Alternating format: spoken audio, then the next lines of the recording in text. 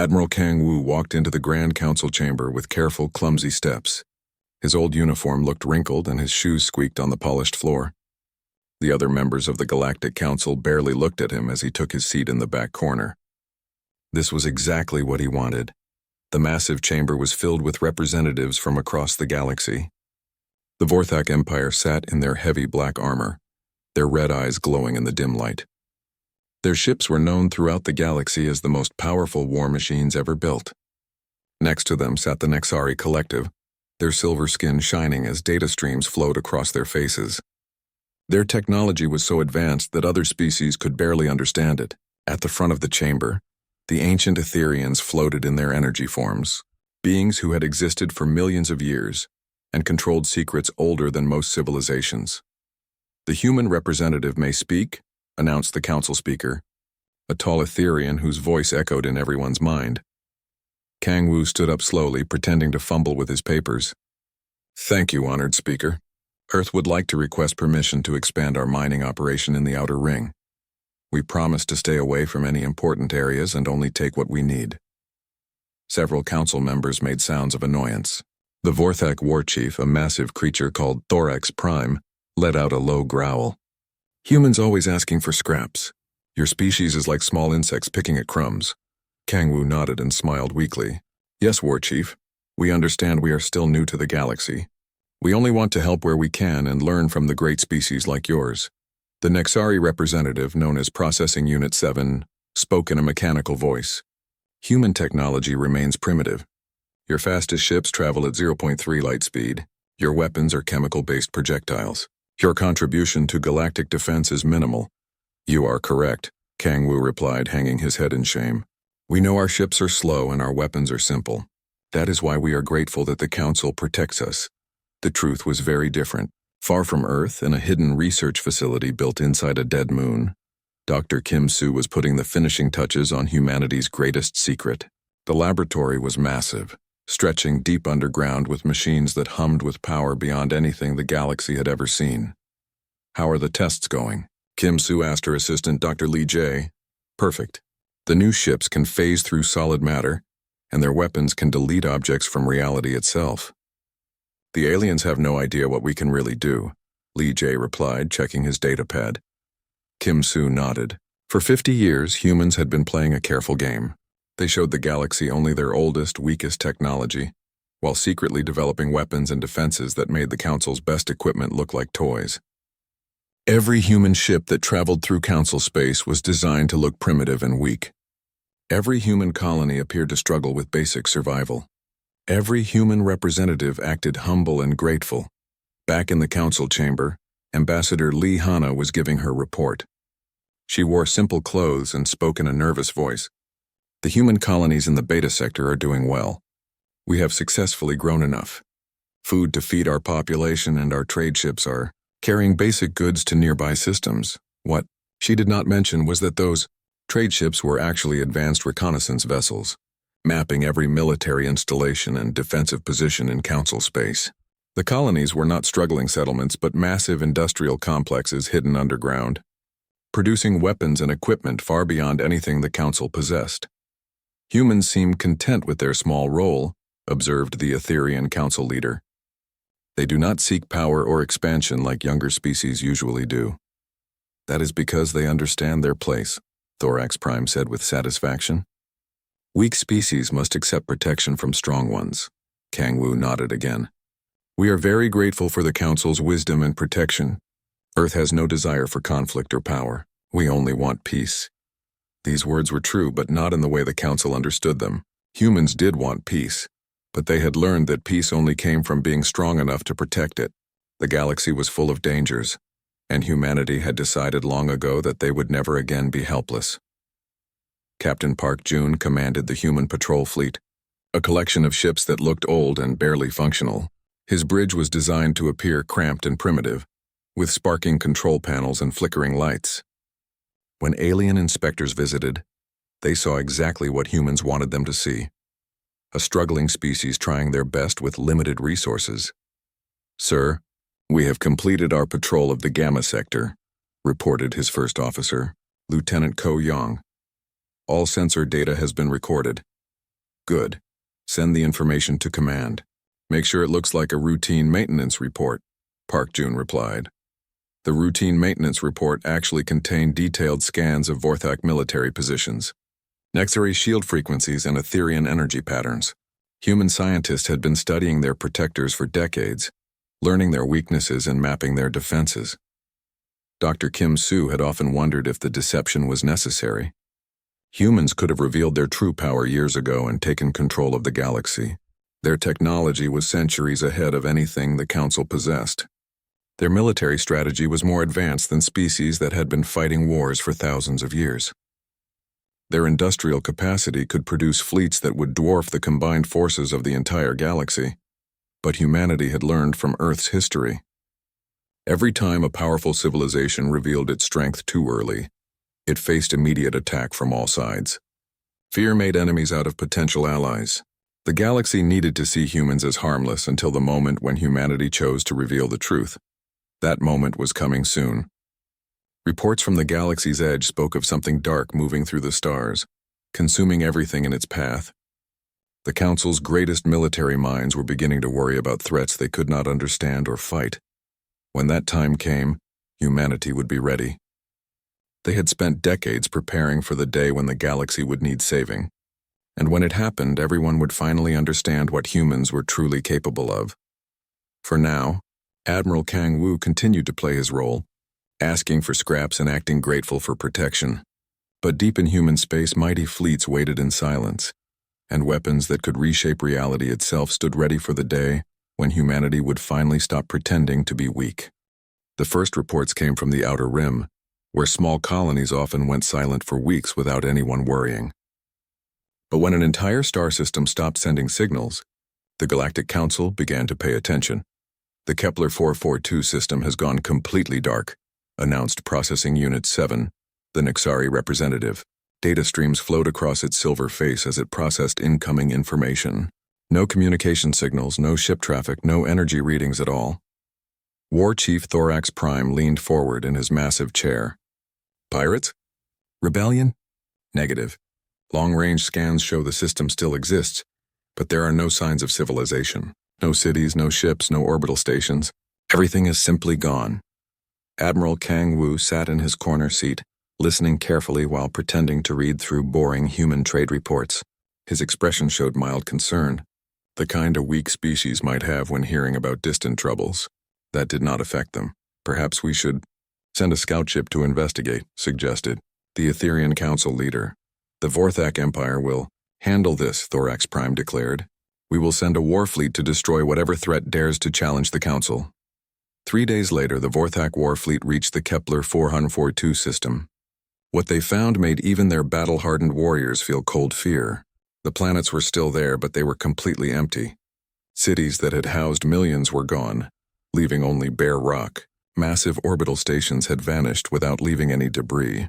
Most terrifying of all, the ships found evidence that something had been consuming matter at the atomic level, breaking it down and taking it away. "This is War Commander Vextar," came the transmission from the Vorthak fleet. "We have found the cause of the disappearances. Unknown ships are approaching our position. They appear to be made of some kind of living metal that shifts and changes. We are engaging now." The transmission cut off. The war fleet never returned.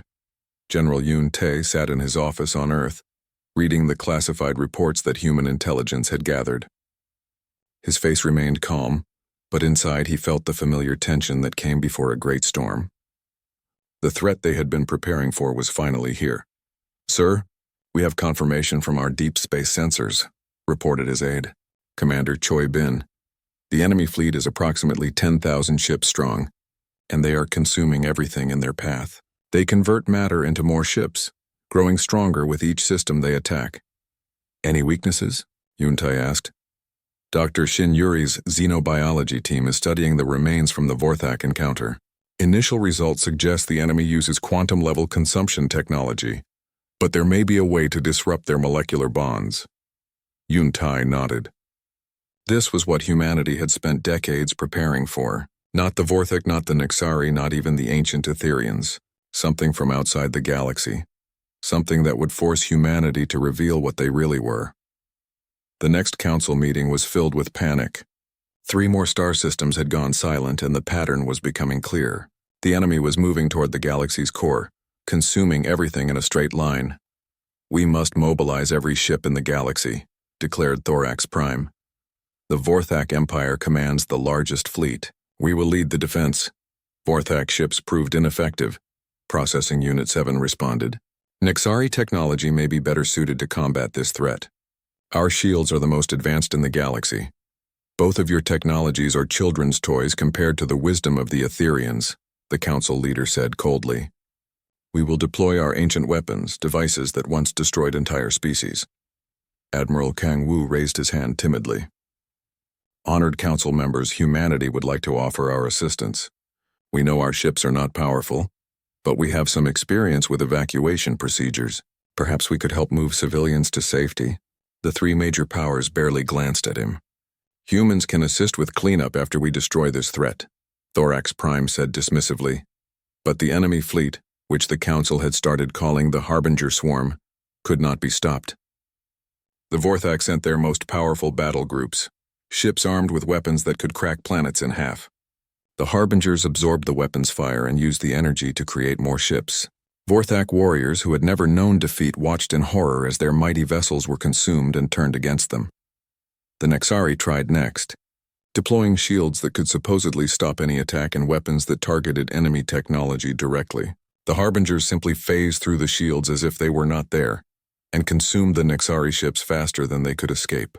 Advanced AI systems that had calculated 1,000 victories fell silent as their ships became part of the enemy fleet. Finally, the Etherians revealed weapons that had been hidden for millions of years. Ancient devices that could manipulate gravity, bend space, and destroy matter at the quantum level.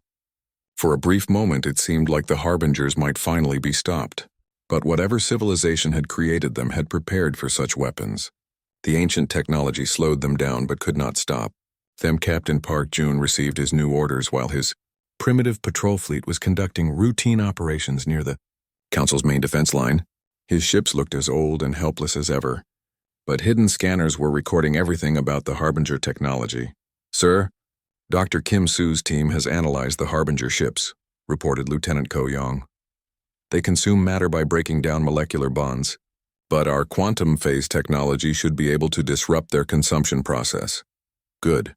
Continue monitoring and relay all data to command. Make sure our reports to the Council focus on evacuation planning and civilian protection." Meanwhile, Dr. Kim Su was making final preparations at the hidden moon base. Massive construction facilities that had been building in secret for 50 years were now working at full capacity.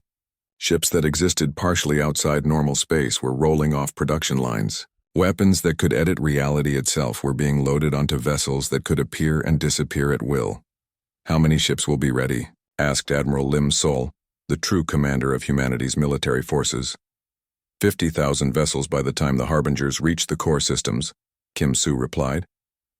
"Each one more powerful than anything the Council has ever built. And the Council still believes we have only 200 outdated patrol ships? They have no idea. Admiral Kang Wu continues to play his role perfectly. The Council sees us as helpful but harmless refugees who might be useful for carrying supplies and evacuating civilians." Ambassador Li Hana was delivering another nervous report to the Council, her voice shaking as she spoke about humanity's limited ability to help with the crisis. "Earth's government has authorized the use of all our ships for evacuation duties. We know they are not suitable for combat, but we want to do whatever we can to help." The Council barely listened. They were too busy arguing about which of their remaining forces should make the final stand against the Harbingers. None of them noticed that human evacuation ships were positioning themselves throughout Council space, or that human supply runs were actually deploying advanced sensor networks and weapons platforms. The galaxy's greatest civilizations were about to learn that they had been protected by the very species they had dismissed as weak and primitive. Humanity's long deception was almost over, and when the truth was finally revealed, the galaxy would never be the same again. The Harbinger swarm had consumed half the galaxy. Entire sectors that once housed billions of beings were now empty space, their matter converted into more enemy ships.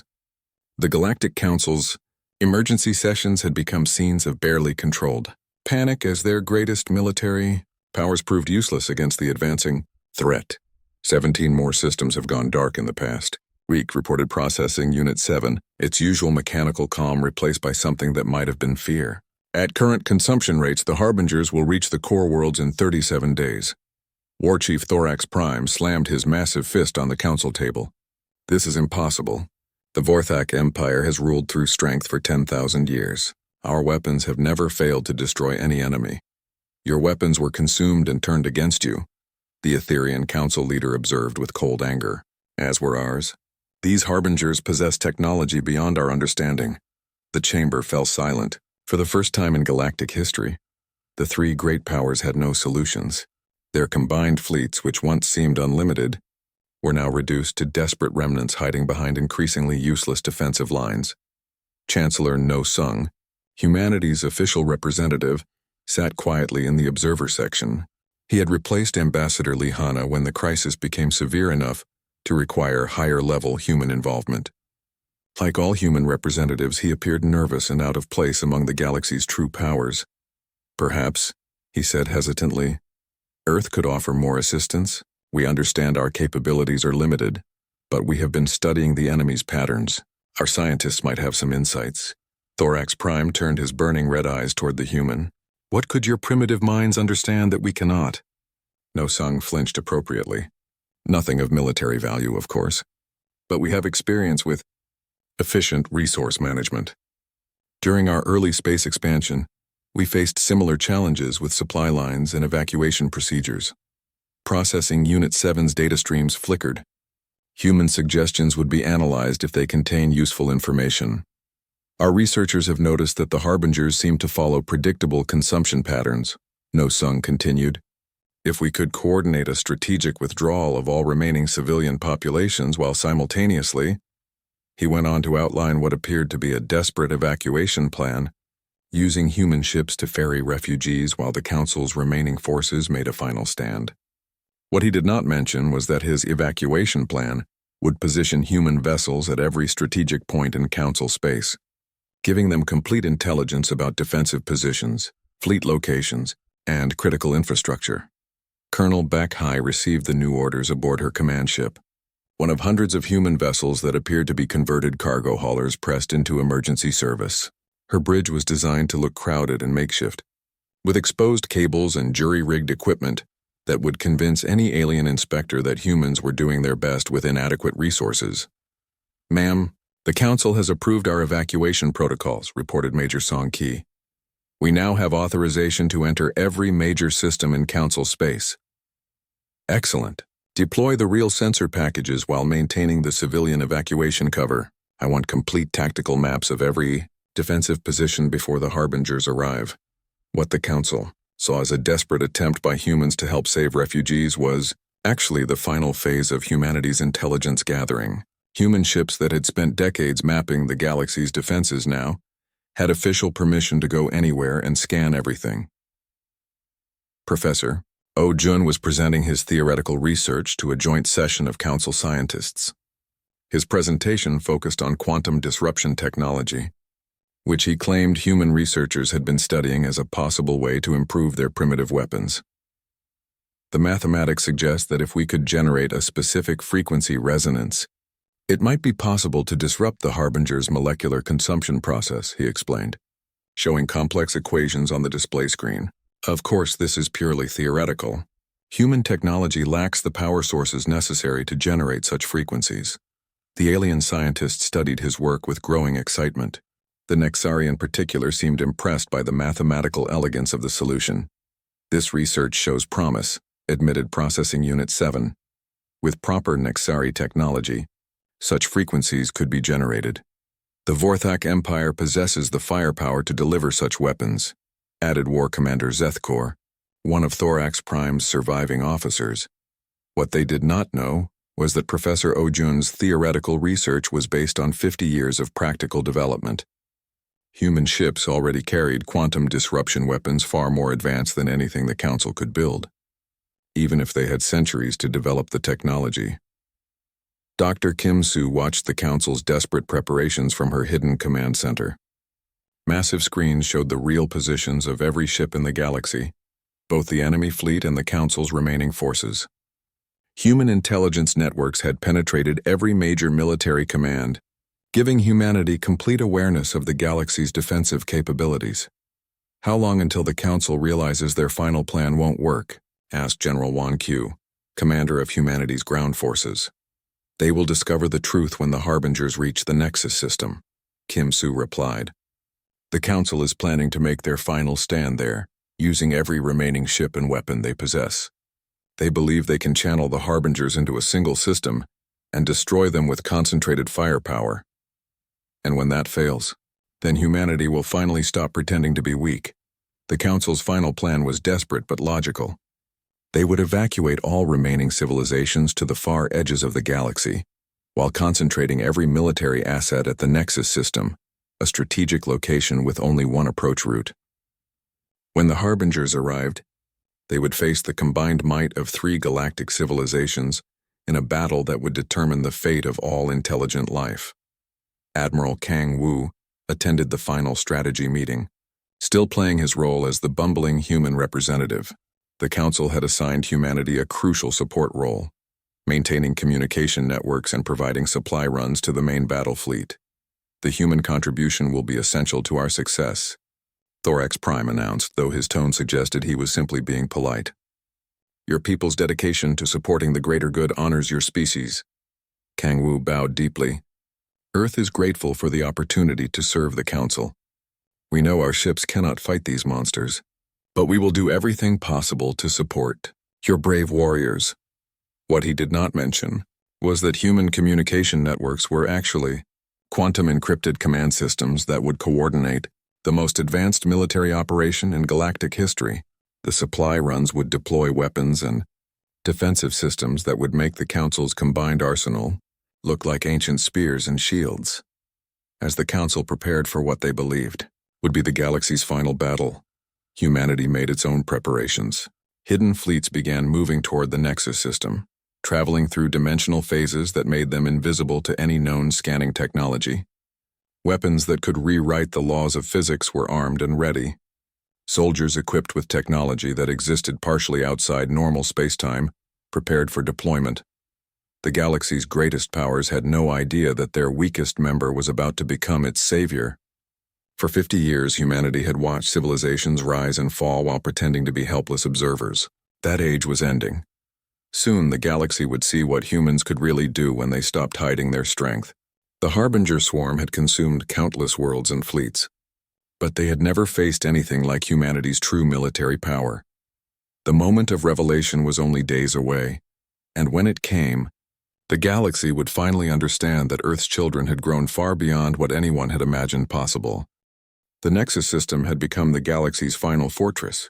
Ships from every remaining civilization crowded around the massive space stations that guarded the system's single entry point. Vorthak battleships, their hulls scarred from previous encounters with the Harbingers, formed the front lines.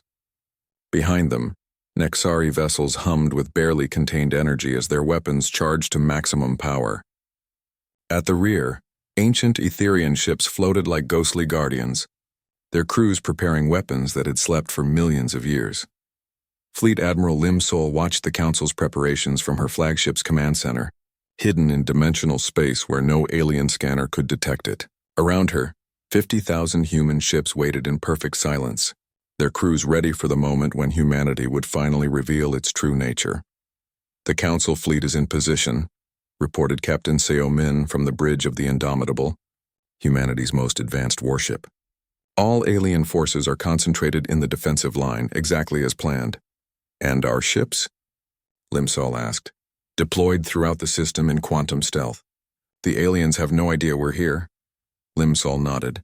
For decades, human strategists had studied this exact scenario. The galaxy's powers would exhaust themselves against an unstoppable enemy, and only then would humanity step forward to save everyone. It was not cruelty that made them wait. It was necessity.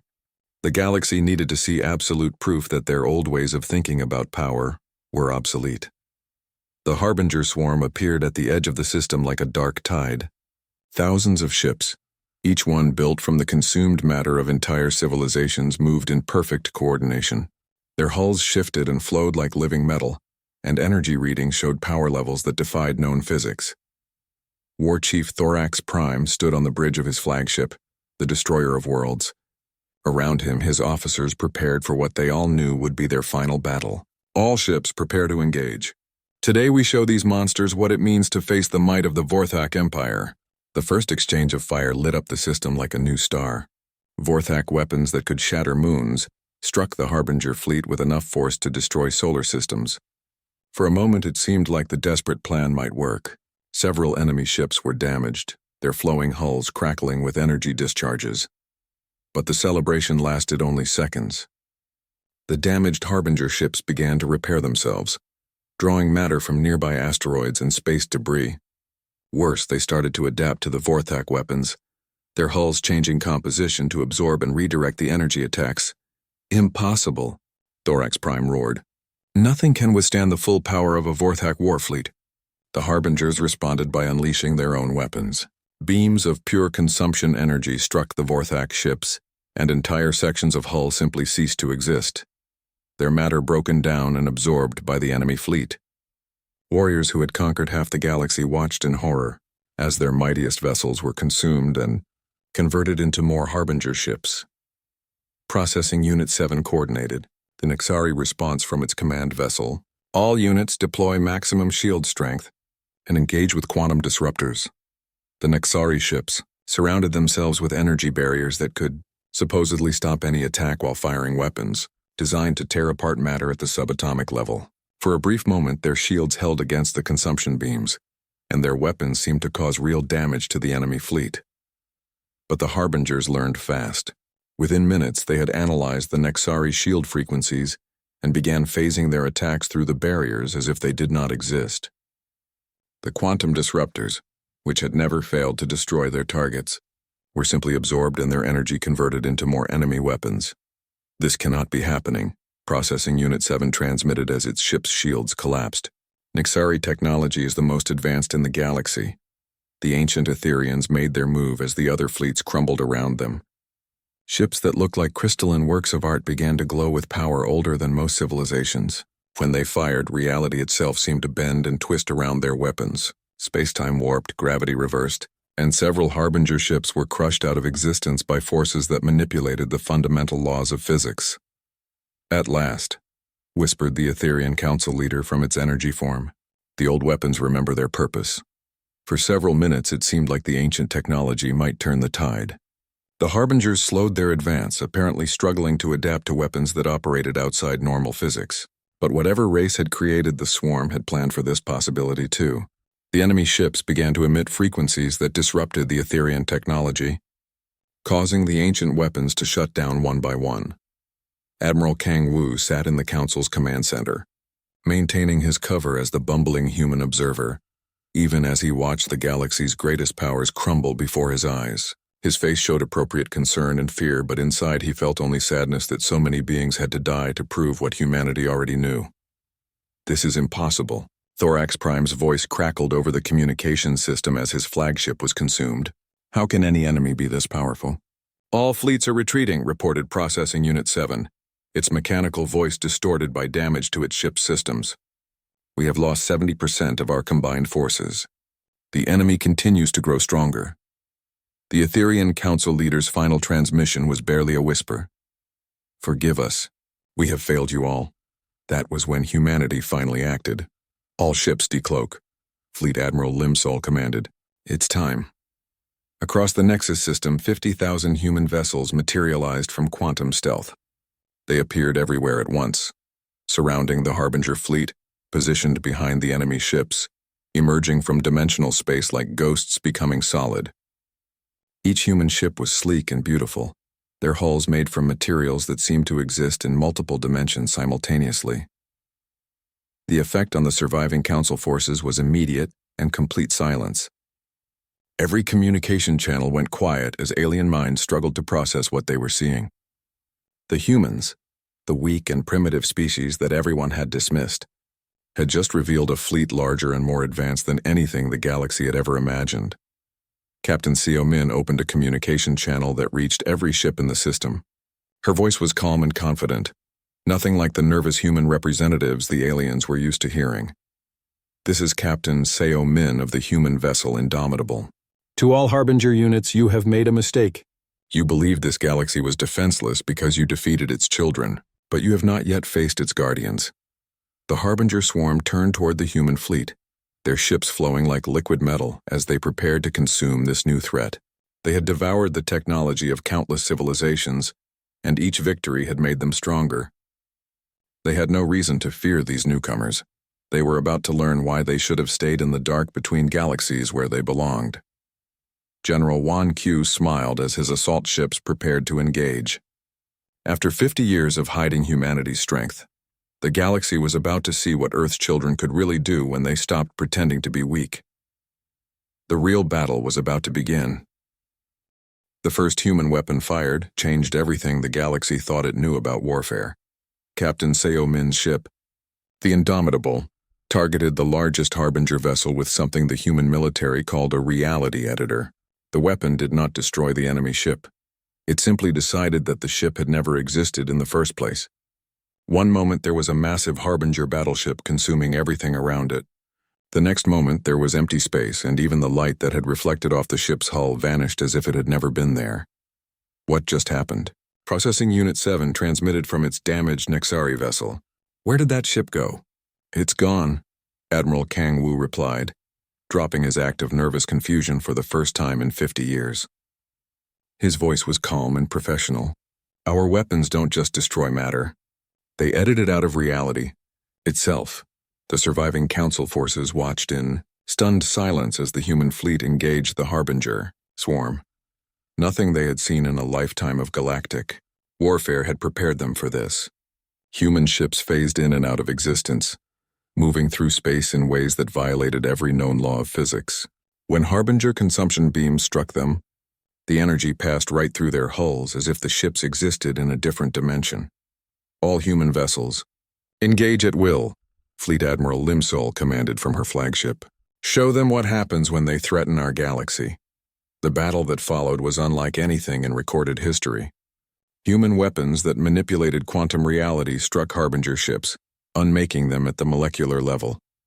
Where the enemy tried to adapt, human technology adapted faster, rewriting the rules of engagement in real time. Ships that had consumed the matter of entire star systems found themselves facing weapons that could delete their existence from multiple timelines.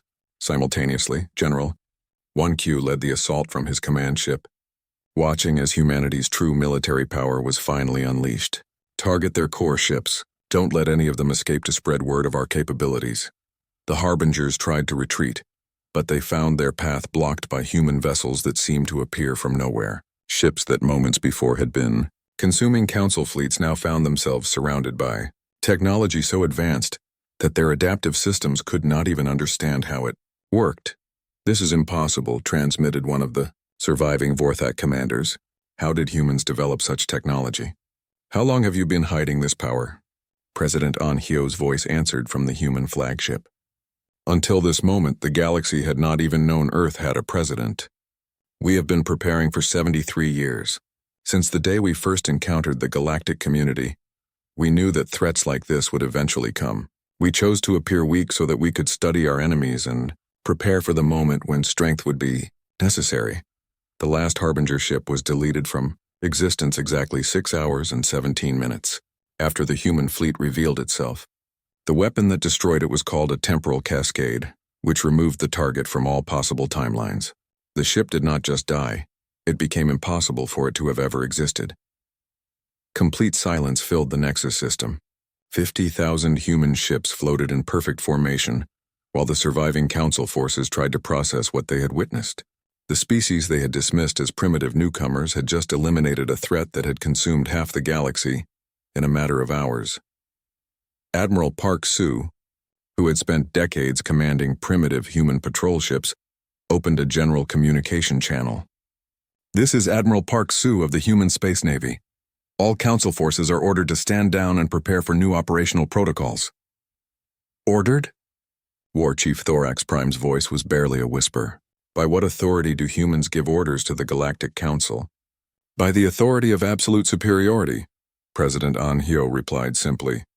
The age of pretending that all civilizations are equal in strength is over. Humanity has protected this galaxy from 17 extinction-level threats over the past 30 years. We prevented those wars not through diplomacy or alliances, but by eliminating the threats before they could reach Council space. The revelation sent shockwaves through every surviving ship. Processing Unit 7's data streams flickered wildly as it tried to process this information. 17 threats? We had no knowledge of any other dangers. Because we handled them, explained Dr. Kim Soo, whose voice now carried the authority of someone who had spent decades developing weapons that could reshape reality. The Void Hunters from the Magellanic Clouds, the Machine God from the Galactic Core, the Time Parasites that tried to erase our timeline, all eliminated before they could threaten Council space. Ambassador Yu Nam replaced Li Hana as humanity's diplomatic representative, and her first act was to establish new galactic protocols. The Council will continue to exist, but under new management. Humanity will not rule through conquest or fear. We will rule through demonstrated competence and the simple fact that we are the only species capable of protecting this galaxy from real threats. The surviving Vorthak fleet, reduced to fewer than 100 ships, formally surrendered within hours. War Chief Thorax Prime transmitted his submission personally. The Vorthak Empire acknowledges human supremacy. We request permission to serve. The Nexari Collective's response was more pragmatic. Processing Unit 7 analyzed the situation and reached the logical conclusion. Nexari resources and knowledge are placed at human disposal. Resistance would be illogical given demonstrated technological superiority. The ancient Etherians simply accepted what they saw as the natural order reasserting itself. We have seen civilizations rise and fall for millions of years, their council leader transmitted. Humanity has proven itself worthy of leadership. We will serve as advisors if our experience is valued. President An Hyo addressed the galaxy from her flagship as human fleets took position throughout Council space. Humanity values peace, but we have learned that peace can only be maintained through strength. We will not conquer your worlds or enslave your peoples, but we will no longer pretend to be weak while real threats endanger everyone we have sworn to protect. Admiral Kang Wu, finally free to drop his act of bumbling incompetence, delivered humanity's terms to the surviving council representatives. New trade agreements will be established based on actual value rather than political convenience. Territorial boundaries will be redrawn to reflect strategic necessities. Council voting procedures will be restructured to give decision-making authority to those capable of implementing and enforcing those decisions. The galaxy that emerged from the Battle of Nexus was fundamentally different from the one that had existed before. Humanity's fleets patrolled trade routes that had been plagued by pirates for centuries, eliminating threats so efficiently that most criminals simply found other careers. Human technology began to appear in alien hands, though always carefully controlled versions that could not be reverse-engineered or turned against their creators. Captain Park Jun, who had spent years commanding fake primitive patrol ships, now commanded a sector fleet responsible for protecting 50 star systems. It's strange, he confided to his first officer, Lieutenant Ko Young. After all those years of pretending to be weak, I almost missed the simplicity of it. Do you think we made the right choice? Ko Young asked. Revealing ourselves? The Harbingers would have consumed everything if we had waited longer, Park Jun replied. And now the galaxy knows the truth. We don't have to pretend anymore that all species are equal in strength. Real peace comes from everyone knowing exactly where they stand. Dr. Shin Yuri, whose xenobiology research had been crucial to defeating the Harbingers, now led a galactic research initiative to identify and prepare for future threats. The universe is vast and full of dangers we haven't even imagined yet, she explained to her mixed species research team. But now we have the technology and the authority to deal with them before they become existential threats. The galaxy settled into its new reality with surprising speed. Trade flourished under human protection. Conflicts that had raged for centuries ended when human mediators made it clear that continuing warfare was no longer acceptable. Pirates and raiders found themselves facing human patrol fleets that could track them across multiple dimensions and disable their ships without firing a shot. Most importantly, the galaxy's civilizations finally understood that they lived under the protection of guardians, who had the power to face any threat that might emerge from the dark spaces between stars. Humanity had revealed its true strength not to conquer or dominate, but to ensure that never again would genocidal forces be able to consume entire civilizations, while the galaxy's protectors stood helpless. The age of human deception was over. The age of human guardianship had begun, and in the vast universe full of unknown dangers, the galaxy finally had protectors capable of keeping the darkness at bay.